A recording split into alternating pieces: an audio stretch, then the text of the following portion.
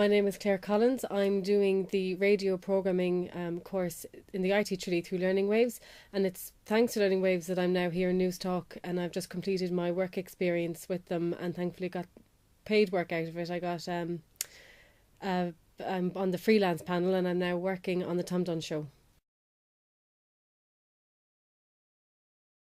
I wanted to do the course because I've never done any kind of radio training before, and I felt I needed skills in which to get into the industry, and it fit the bill. It offered a lot of radio studio operations that I needed because I'd never been in a studio before. It offered networking skills. It would just allow me to really kind of immerse myself within it, and so I said this is the best course for me, really. So I got in touch and got started, and it's kind of I've been going from strength to strength since I started the course, thankfully.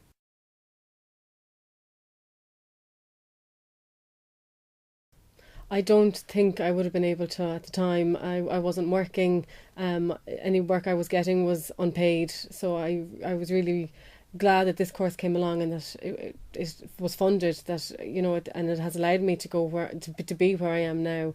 I don't think I would be in News Talk. I don't think I'd be in radio at the moment had I not done the course.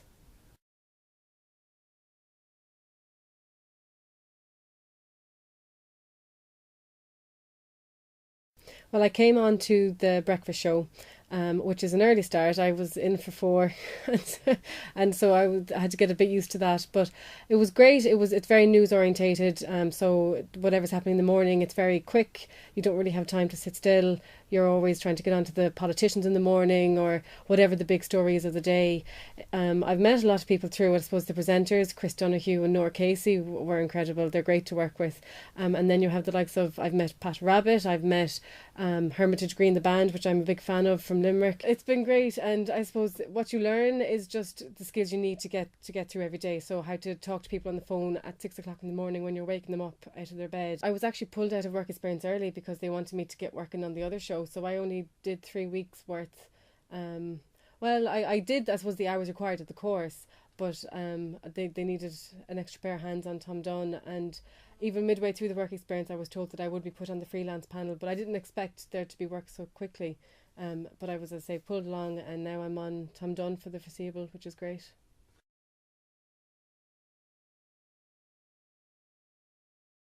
It's unusual. It is completely different, but there's such buzz about the place. It's quite, there's a lot of people around. It's quite fast paced, and I suppose in college there was a bit of a buzz around there anyway. So you're kind of that kind of environment that didn't phase me coming in here.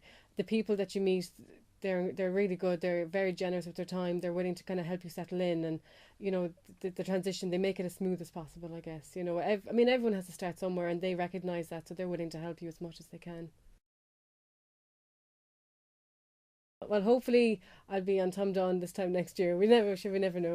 Um, but hopefully obviously staying within radio. Where I go, whether I go back to education, it all depends on whether the work is there. I think I should always upskill, even if the work isn't there. I'll definitely go back and pursue and continue on with the radio courses.